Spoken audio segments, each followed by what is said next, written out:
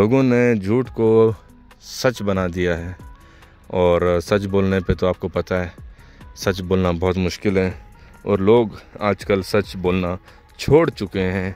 हालांकि जब पुराने ज़माने में लोग नेकी की तरफ भागते थे, सच बोलते थे, चाहे सर कलम क्यों ना हो जाए, लेकिन अब हर एक छोटी बात पे कसम उठा लेना और इस तरह की बड़े बड़े चीज़ें कर लेना।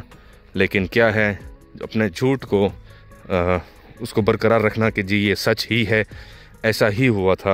एग्ज़ाम्पल दे रहा हूँ, झूठ ऊपर चला गया और सच जो है उसकी कोई अहमियत ही नहीं रही। अगर आप सच भी बोलते हैं तो अगला यही कहेगा झूठ बोल रहा है। अस्सलाम वालेकुम नाजरीन, welcome back to RD Malgani vlogs. उम्मीद है आप सब खैरियत से होंगे, ठीक ठाक होंगे। तो बड़ा इजी फील करता हूँ यहाँ पे व्लॉग करने में, क्योंकि जंगल है और यहाँ पे भी सेम एज़ यूजुअल कैमरे के आगे कोई नहीं आना चाहता। यहाँ पे भी सेम मसला है कोयटा वालों की तरह कि भाई अगले ने कैमरा हमारी तरफ क्यों किया हुआ है, हमारी रिकॉर्डिंग कर रहा है, हम कैमरे में आ रहे हैं। तो यहाँ पे तो आपको पता है बहुत बड़ा मसला बन जाता है कैमरे में किसी को लेके आना और ये कहना कि जी मैं व्लॉगिंग कर रहा हूँ। या मेरे अपने कज़न्स है, वो कहते हैं नहीं नहीं नहीं नहीं हमें नहीं लाना कैमरे के अंदर। मैंने कहा अल्लाह के बंदे ऐसे डरे हो जैसे इश्तिहारी हो। कहते नहीं नहीं नहीं बस हमें नहीं लाना कैमरे में।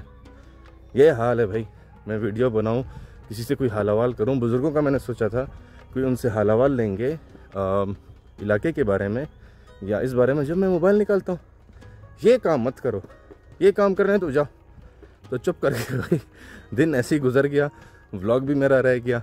लेकिन खैर कोशिश कर रहा हूँ कि भाई इसको अभी थोड़ा कंप्लीट कर ले। इसलिए कहा कि यार यहाँ पे मुझे थोड़ा इजी फील होता है, बाकी उनके साथ बड़ा मुश्किल है यार व्लॉगिंग करना। यहाँ पे बात हो रही थी सच और झूठ की, उस पे मैंने कहा चलो आप लोग को समझाऊं कि मैं कहना क्या चाह रहा हूँ।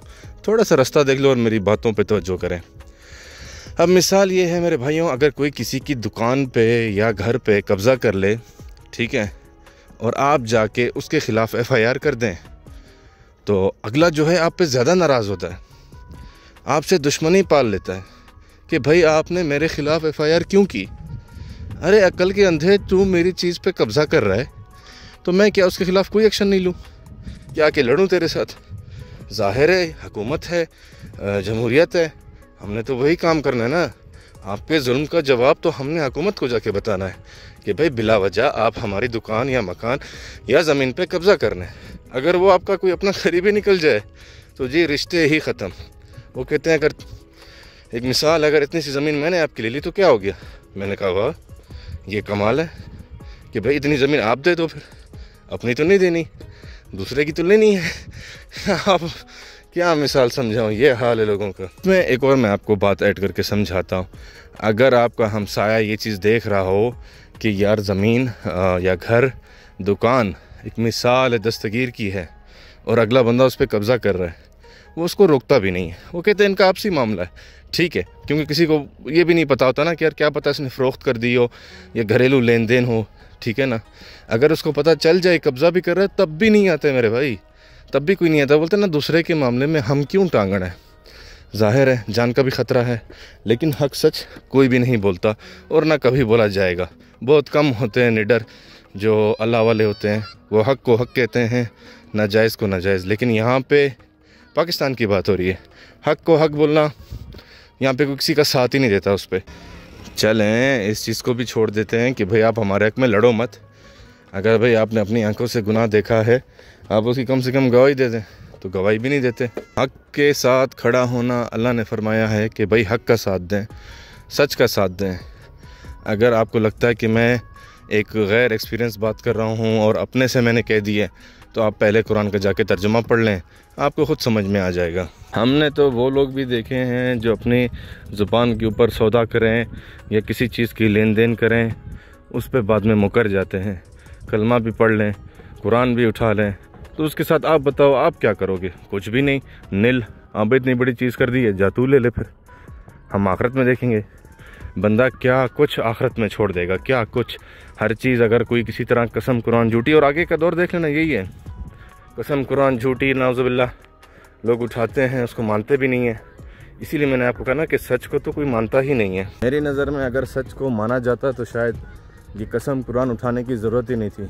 क्योंकि अगले को लगता है भाई ये झूठ बोल रहा है, तो इसलिए जो है कसम उठानी पड़ती है, कुरान उठाना पड़ता है। तो क्यों हुआ ये सब? हत्ता के लोग तो यहाँ तक पहुँच गए कसम कुरान भी अगले की नहीं मानते कि भाई ये झूठी उठा रहा है। तो हद यहाँ तक पहुँच चुकी है।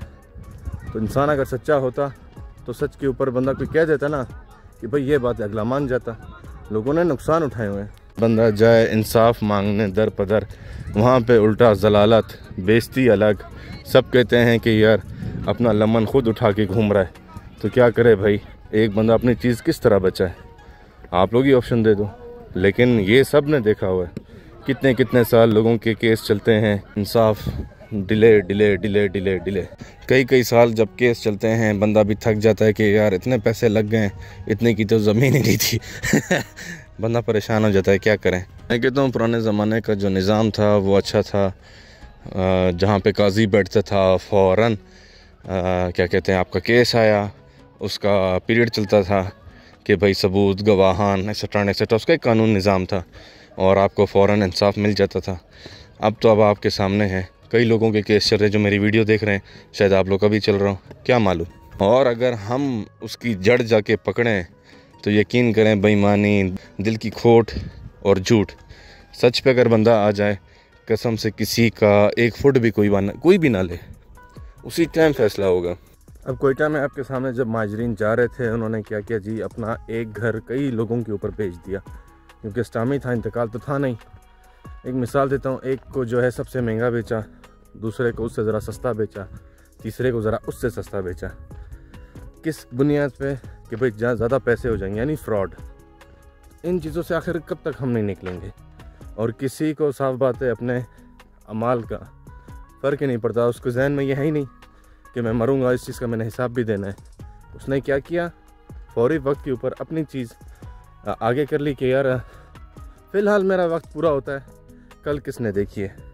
और पूरी दुनिया फ़िलहाल पाकिस्तान में सब नहीं, कुछ लोग इस बुनियाद पर चल रहे हैं। आप सब बेहतर जानते हैं, आपके आसपास ऐसे लोग होंगे, आपका हमसाया हो सकता है, आपका कज़न हो सकता है, आपका रिश्तेदार हो सकता है। कई ऐसे लोग हैं जो आपकी ज़िंदगी में आपकी आंखों के सामने होंगे कि उन्हें कब्र का कोई डर नहीं, कोई खौफ नहीं। सबके जहन में यही है कि भाई अभी का वक्त गुजारो, बाद में किसने देखा है। हम कहें ना कि यार ये लाइल्म लोग हैं, इनको इल्म भी है, क्योंकि ये जाहिल तो है नहीं माशाल्लाह, सबने दीन को पढ़ा हुआ है, सबको हर चीज़ का पता है। ये उनकी अपनी कमज़ोरी है कि इस पे अमल नहीं करते। जिस तरह हम दूसरे इबादत पे आप कह लो हम अमल नहीं करते, किसी दूसरी चीज़ पे हम कमज़ोर है, इसी तरह वो अपनी जगह पे इंसाफ के तकाजे पे कमज़ोर है। देखा जाए तो आम रूटीन में अब तक जितनी मेरी वीडियो में आपने बात सुनी, हम इंसाफ को रोते हैं। वैसे हमें अदल करना चाहिए। इंसाफ में फिर भी वो कहते हैं ना, थोड़ा बहुत ऊंच नीच हो जाता है, पर अदल का मायने आप बेहतर जानते हैं मुझसे। आप लोग जितने भी देखने वाले हो, मुझसे ज़्यादा ज़हीन है माशाल्लाह। डबल शाह वाला सीन आपको याद है, और इस तरह के कई फ्रॉड हुए। 3 अलायंस कोयटा में खुला था, वो भी आपको याद है। कितने लोगों के अगला पैसे ले गया, कितने घरों को कहते ना परेशान कर गया। उसकी ज़ात पे कोई फ़र्क आया? उससे कोई महसूस होता है कि ये मैंने क्यों किया? क्यों का जवाब तो अब आपके पास भी नहीं है, मेरे पास भी नहीं है। कहने का मकसद है क्योंकि किसी को खौफ खुदा नहीं है। मैं अक्सर ये कहता हूँ कि भाई खौफ खुदा बहुत से लोगों को नहीं है। मैंने कहा ना, हो सकता है, मैं नहीं कहता कि मैं पाक हूँ, मैं नेक हूँ या बाकी नेक है, जिसने गुनाह किया वही जो सामने है वो गुनहगार। बहुत सी ऐसी चीज़ें हैं जिस पे हम भी ये काम करते हैं और हमें नहीं करना चाहिए। अक्सर मेरे दोस्त हमेशा मुझे गाइड करते रहते हैं व्लॉगिंग के वाले से, इसलिए मैं उनको मेंशन भी करता हूँ और टॉपिक भी बताता हूँ कि यार मेरे दोस्त ये कह रहे थे, आपको भी बताता हूँ। तो मेरे दोस्तों का अक्सर ये कहना होता है कि यार कम से कम कोई फ़नी, कोई शुगली, कोई ऐसा सीन बनाओ जिसमें आपकी वीडियो ज़्यादा से ज़्यादा लोग देखें। तो यार अपने साथ एक्सपीरियंस इस तरह बुरे गुजरे हैं, ज़िंदगी में हंसी मजाक ही चला गया, सारा बैड एक्सपीरियंस, क्योंकि आवाम इस तरह की बन गई है। मैंने आपको अपने इलाके की मिसाल दी, यहाँ पे सारे हम अपने ही बैठे हैं।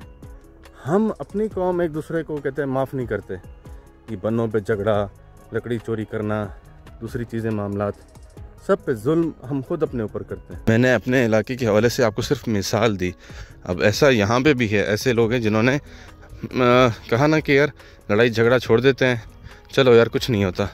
कौन अपनी चीज़ अपने कब्र में लेकर गया, वो पीछे हो गए। हमें ज़्यादातर सच ने ही जो है पीछे कर दिया है, क्योंकि यार जितना सच बोला उतना लोग हमसे दूर हुए, हत्ता कि अकेले रह गए।